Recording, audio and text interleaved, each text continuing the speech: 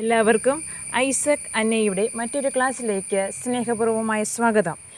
നമ്മൾ HSA social science, LDC, LGS തുടങ്ങിയ പരീക്ഷകളെ കൂടാതെ LSS പരീക്ഷയ്ക്ക് പ്രിപ്പയർ ചെയ്യുന്ന കുട്ടികൾക്കുമായിട്ടുള്ള ക്ലാസ്സുകൾ ഈ ചാനലിലൂടെ നൽകി പോരുന്നുണ്ട്. സെറ്റ്, നെറ്റ്, എക്കണോമിക്സിൻ്റെ കോമ്പറ്റേറ്റീവ് എക്സാമിനേഷൻസ് പങ്കെടുക്കുന്നവർക്കുമായിട്ടുള്ള ഡിസ്ക്രിപ്ഷൻ ക്ലാസ്സുകൾ പ്ലസ് ഒബ്ജക്റ്റീവ് ക്ലാസ്സുകളും ഈ ചാനലിലൂടെ നൽകി പോരുന്നുമുണ്ട്. തീർച്ചയായിട്ടും നിങ്ങൾ ഈ ചാനൽ സബ്സ്ക്രൈബ് ചെയ്യുകയാണെങ്കിൽ നിങ്ങൾക്ക് സ്റ്റേറ്റ്മെൻറ്റ് ലെവലിലുള്ള ക്വസ്റ്റ്യൻസുകൾ പരിപൂർണമായി അറിവോടെ അറ്റൻഡ് ചെയ്യാൻ സാധിക്കുമെന്ന് ഞാൻ ഉറപ്പ് നൽകുന്നു. ഇന്നത്തെ ക്ലാസ്സിൽ നമുക്ക് കേരള രാഷ്ട്രീയം 1956 ശേഷം നമുക്ക് ഡിസ്കസ് ചെയ്യാം. കേരള രാഷ്ട്രീയം 1956 ശേഷം. എല്ലാവർക്കും അറിയാം, കേരള സംസ്ഥാനം നിലവിൽ വന്നത് 1956 നവംബർ 1 ഏത് കൊച്ചുകുട്ടികളോട് ചോദിച്ചാലും അറിയാം, കേരള സംസ്ഥാനം നിലവിൽ വന്നത് 1956 നവംബർ 1 ഇന്ത്യയുടെ രാഷ്ട്രീയ പരീക്ഷണശാല എന്നറിയപ്പെടുന്ന സംസ്ഥാനമാണ് കേരളം. ഇന്ത്യയുടെ രാഷ്ട്രീയ പരീക്ഷണശാല എന്നറിയപ്പെടുന്ന സംസ്ഥാനം കേരളമാണ്. രാഷ്ട്രതന്ത്രജ്ഞർ കേരള രാഷ്ട്രീയത്തെ വിളിക്കുന്നത് സീസോ ഡെമോക്രസി എന്നാണ്. രാഷ്ട്രതന്ത്രജ്ഞർ കേരള രാഷ്ട്രീയത്തെ വിളിക്കുന്ന പേരെന്താണ്? Seesaw democracy. എന്തുകൊണ്ടാണ്? ഈ രണ്ട് പാർട്ടികളും മാറി മാറി ഭരിക്കുന്നത് കൊണ്ടാണ് സീസോ ഡെമോക്രസി എന്നുള്ള ടേം വരുന്നത് കേട്ടോ. ആദ്യ തിരഞ്ഞെടുപ്പ് നടന്നത് എന്നാണ്? 1957 ഫെബ്രുവരി 28 മുതൽ മാർച്ച് 11 വരെയുള്ള ദിവസങ്ങളിലാണ് കേരളത്തിൽ ആദ്യ തിരഞ്ഞെടുപ്പ് നടന്നത്. ഈ ഡേറ്റൊക്കെ ഒന്ന് നോട്ട് ചെയ്ത് വെക്കണം.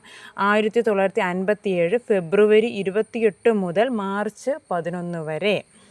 ആകെ സീറ്റ് 126 സീറ്റിലാണ് മത്സരിച്ചത്. 126 സീറ്റിൽ ആദ്യത്തെ പോളിംഗ് ശതമാനം 65.49%. ഈ പോളിംഗ് ശതമാനം എല്ലാം നോട്ട് ചെയ്ത് വെക്കണം. ഈ അടുത്ത കാലങ്ങളിലായിട്ട് ക്വസ്റ്റ്യൻ പേപ്പറുകളിലൊക്കെ ചോദിച്ചു വരുന്നുണ്ട് പോളിംഗ് ശതമാനമൊക്കെ. അപ്പോൾ ആദ്യത്തെ പോളിംഗ് ശതമാനം 65.49%. ആകെ സ്ഥാനാർത്ഥികൾ 389 പേര് മത്സരിച്ചു. ആകെ സ്ഥാനാർത്ഥികൾ 389 പേർ. കേരള നിയമസഭാ തെരഞ്ഞെടുപ്പിലെ ആദ്യത്തെ വിജയിയും എതിരില്ലാതെ തിരഞ്ഞെടുക്കപ്പെട്ട ഏക MLAയുമാണ് ഉമേഷ് റാവു. ഇത് വളരെയധികം ചോദിച്ചു കണ്ട ക്വസ്റ്റ്യൻസാണ്. കേരള നിയമസഭാ തെരഞ്ഞെടുപ്പിലെ ആദ്യ വിജയിയും എതിരില്ലാതെ തിരഞ്ഞെടുക്കപ്പെട്ട ഏക MLAയുമാണ് ആര്? ഉമേഷ് റാവു. ഒന്നാം കേരള നിയമസഭയിലെ പ്രായം കൂടിയ അംഗം പട്ടം താണുപിള്ള. ഒന്നാം കേരള നിയമസഭയിലെ പ്രായം കൂടിയ അംഗം ആരാണ്? പട്ടം താണുപിള്ള, മറന്നു പോവരുത്. നിയമസഭയിലെ ആദ്യത്തെ ആംഗ്ലോ ഇന്ത്യൻ പ്രതിനിധി വില്യം ഹാമിൽട്ടൺ ഡിക്രൂസ്. ഇപ്പോൾ ആംഗ്ലോ ഇന്ത്യൻ പ്രതിനിധി ഇല്ല, അതും നോട്ട് ചെയ്യണം. നിയമസഭയിലെ ആദ്യത്തെ ആംഗ്ലോ ഇന്ത്യൻ പ്രതിനിധിയാണ് വില്യം ഹാമിൽട്ടൺ ഡിക്രൂസ്. ഓക്കെ. ഇനി ഒന്നാം കേരള നിയമസഭ നിലവിൽ വന്നത് 1957 ഏപ്രിൽ 5 ഒന്നാം കേരള നിയമസഭ നിലവിൽ വന്നത് എന്നാണ്? 1957 ഏപ്രിൽ 5. 11 അംഗ നിയമസഭയായിരുന്നു. 11 അംഗ നിയമസഭയായിരുന്നു. ഇതെല്ലാം നോട്ട് ചെയ്യേണ്ടതാണ്. കാരണം ഇപ്പോൾ അംഗത്വ ബലം ചോദിക്കുന്നുണ്ട്, എത്ര വനിതകളുണ്ടെന്ന് ചോദിക്കുന്നുണ്ട്, അപ്പോൾ സത്യപ്രതിജ്ഞ നടത്തിയതാരാണെന്നെല്ലാം ചോദിക്കുന്നുണ്ട്. അപ്പോൾ എല്ലാം അതും നോട്ട് ചെയ്യണം. ഒന്നാം കേരള മന്ത്രിസഭയിലെ നോക്കാം. ഗവർണർ ആരാണ്? ബി രാമകൃഷ്ണറാവു. ഗവർണറുടെ പേര് മറന്നു പോയത്. കേരളത്തിലെ ആദ്യത്തെ ഗവർണറാണ് ബി രാമകൃഷ്ണറാവു. മുഖ്യമന്ത്രി EMS നമ്പൂതിരിപ്പാട്. കേരളത്തിലെ ആദ്യത്തെ മുഖ്യമന്ത്രി ആരാണ്? ഇത് LSSന് ചോദിക്കുന്നതാണ്. നമ്മുടെ അക്ഷരമുറ്റും ക്വിസുകൾ, അങ്ങനെ ക്വിസ് ലെവലിലുള്ള ക്വസ്റ്റ്യൻസുമാണ് LP ലെവലിലൊക്കെ. കേരളത്തിലെ ആദ്യത്തെ മുഖ്യമന്ത്രി EMS നമ്പൂതിരിപ്പാട്. ധനകാര്യമന്ത്രി അച്യുതമേനോൻ. കേരളത്തിലെ ആദ്യത്തെ ധനകാര്യമന്ത്രി അച്യുതമേനോൻ. വ്യവസായ മന്ത്രി KP ഗോപാലൻ. കേരളത്തിലെ ആദ്യത്തെ വ്യവസായ മന്ത്രി KP ഗോപാലൻ. റവന്യൂ മന്ത്രി KR ഗൗരിയമ്മ. റവന്യൂ മന്ത്രി ആരാണ്? KR ഗൗരിയമ്മ. ആരോഗ്യമന്ത്രി ഡോക്ടർ MR മേനോൻ. ആരോഗ്യമന്ത്രി ആരാണ്? Doctor MR Menon. നിയമം VR കൃഷ്ണയ്യർ. നിയമമന്ത്രി VR കൃഷ്ണയ്യർ, മറന്നു പോവരുത്. വിദ്യാഭ്യാസ മന്ത്രി ജോസഫ് മുണ്ടശ്ശേരി. വിദ്യാഭ്യാസ മന്ത്രി ജോസഫ് മുണ്ടശ്ശേരി.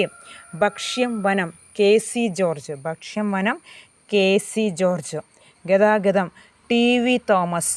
ഗതാഗതം TV തോമസ്. പൊതുമരാമത്ത് TA മജീദ്, അബ്ദുൾ മജീദ്. പിന്നോക്ക സമുദായം PK ചാത്തൻ മാസ്റ്റർ. പിന്നോക്ക സമുദായം സന്ദേശ ഭരണമൊക്കെ PK ചാത്തൻ മാസ്റ്ററാണ് പ്രാദേശിക ഭരണമെല്ലാം. ആദ്യത്തെ പ്രതിപക്ഷ നേതാവ് പി.ടി. ചാക്കോ. കേരളത്തിലെ ആദ്യത്തെ പ്രതിപക്ഷ നേതാവ് പി.ടി. ചാക്കോ. ആദ്യത്തെ പ്രോട്ടേം സ്പീക്കർ റോസമ്മ പൊന്നൂസ്. ആദ്യത്തെ pro tem speaker Rosamma Punnoose. Speaker Sankaranarayanan Thampi. Kerala നിയമസഭയിലെ ആദ്യത്തെ speaker Sankaranarayanan Thampi. Deputy speaker Aishabai. Deputy സ്പീക്കറായിട്ട് വനിതയാണ് തിരഞ്ഞെടുക്കപ്പെട്ടത്, ഐഷാബൈ. ആദ്യ നിയമസഭ അംഗമായി സത്യപ്രതിജ്ഞ ചെയ്തത് റോസമ്മ പൊന്നൂസ്. ആദ്യമായി നിയമസഭ അംഗമായി സത്യപ്രതിജ്ഞ ചെയ്തത് റോസമ്മ പൊന്നൂസ്. മന്ത്രിമാരിൽ ആദ്യമായി സത്യപ്രതിജ്ഞ ചെയ്തത് മജീദ് ആയിരുന്നു. കേരളത്തിൽ ആദ്യമായി ഭരണസമിതിക്ക് രൂപം കൊടുത്തത് EMS മന്ത്രിസഭയാണ്.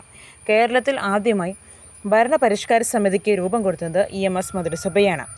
1957 ഒക്ടോബർ 31 അന്നത്തെ പ്രത്യേകതകൾ എറണാകുളം, ആലപ്പുഴ ഡിസ്ട്രിക്റ്റുകൾ നിലവിൽ വന്നു. 1957 ഒക്ടോബർ 31 എറണാകുളം, ആലപ്പുഴയും നിലവിൽ വന്നത്. കൂടാതെ KSEB, കേരള സ്റ്റേറ്റ് ഇലക്ട്രിസിറ്റി ബോർഡും നിലവിൽ വന്നതും എന്നാണ്. സർവകലാശാല അധ്യാപകരുടെ മാഗ്ന കാർട്ട എന്നറിയപ്പെടുന്നത് ജോസഫ് മുണ്ടശ്ശേരിയുടെ വിദ്യാഭ്യാസ ബില്ലാണ്. സർവകലാശാല അധ്യാപകരുടെ മാഗ്ന കാർട്ട എന്നറിയപ്പെടുന്നത് ജോസഫ് മുണ്ടശ്ശേരിയുടെ വിദ്യാഭ്യാസ ബില്ലാണ്.